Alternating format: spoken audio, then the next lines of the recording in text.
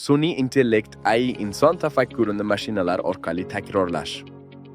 Bu g'oya 1950 yillarda paydo bo'lgan. Alan Turing mashinalar o'ylay oladimi savolini berdi.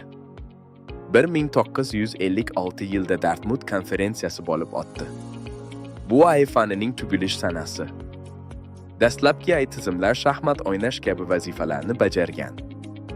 1980 yillarda ekspert tizimlar paydo bo'lib, AI sanoatga kirdi.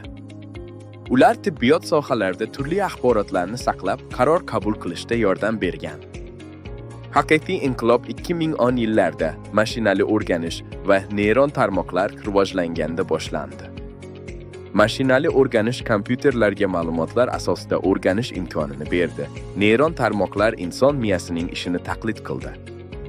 Bugun sun'iy intellekt hayotimizning ajralmas qismiga aylandi. Telefonlar, avtomobillar AI yordamida ishlamoqda.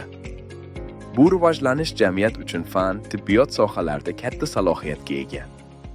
Kelajakda AI inson bilan yonma-yon ishlaydigan kuchli yordamchiga aylanadi. 2030 yilga borib, sun'iy intellekt bilan bog'liq mahsulotlar bozori $2 trillion tashkil qilishi mumkin.